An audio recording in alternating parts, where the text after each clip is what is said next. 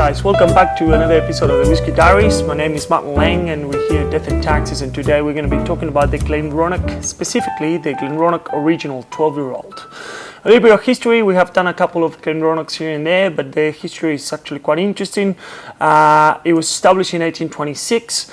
And it's only the second distillery to get a proper distilling license. Only 3 years after the actual Scotland was allowed to actually have distilling license. Now, the distillery was started by James Allardyce, but it's actually most people in the bottle or whatever you read it is actually James Allardyce. They started producing whiskies obviously since 1826. Now, like many distilleries, it went through a lot of turmoil during its history. In the 1860s, it got bought by the Dewars brothers. Then in 1996, it got mothballed and reopened in 2002. Ximenez brothers, Pernod Ricard bought it, then they sold it again, and then finally, the final hands was in 2008 by Brown-Forman, at the time it was the GlenDronach company. Now, Brown-Forman now owns GlenDronach, GlenDronach, and Glenglassaugh, which all are incredible whiskey. Now, the distillery itself, actually the building where the distillery lies is considered like a heritage listed, it's a building of historical meaning. It's a beautiful, beautiful castle. I've been there myself. The distillery, so they have like a guest castle, and then the distillery is literally next to them. They have 4 stills, reduced down from 2 in the 1960s, and then was until 2005 it was the only one of the only distilleries left that they were still using fire for their stills. Now they use steam, like many other distilleries, more efficient and more controllable. Now, the GlenDronach is very famous for producing an excellent sherry cask whiskey, and a very affordable at that. Like the 12-year-old sherry cask is comparable in flavor to the Macallan. Obviously, the Macallan is a Rolls Royce on its own brand, and Macallan is amazing, but the GlenDronach definitely gives it a run for its money, especially being like almost like $50 to $80 less than what the Macallan 12 sherry cask will be.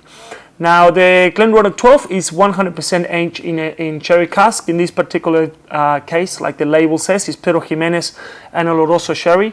Pedro Ximenez, if you don't know what it is a really sweet type of sherry, like think about port, but sweeter. It's a dessert wine and it's delicious. And then Oloroso sherry is kind of like a step down. It's not as sweet, but it still kind of have like a more like full flavor. Nothing like Fino sherry or something like that. It's dry and light. Now, what sherry does to a whiskey is give it this beautiful red copperish color.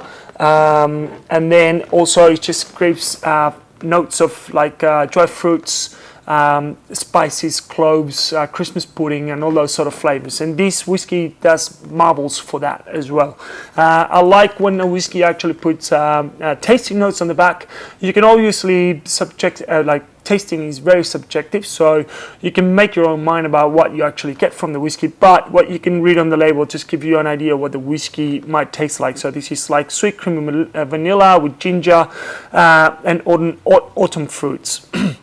So it's basically describing what a sherry cask does to a whiskey. Now, until 2005, this whiskey was bottled at 40%.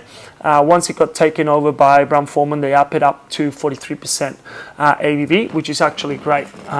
It's for an entry-level whiskey for a 12-year-old at probably $100 or $90 to $100 full sherry cask. This is a great whiskey and a great value. Goes. Let's put it there. Yeah, that's beautiful. It's an incredible whiskey. You can definitely smell all those autumn fruits, those dry sherries, dry fruits, and that spicy notes, cloves, cinnamon. There's definitely a little bit of vanilla.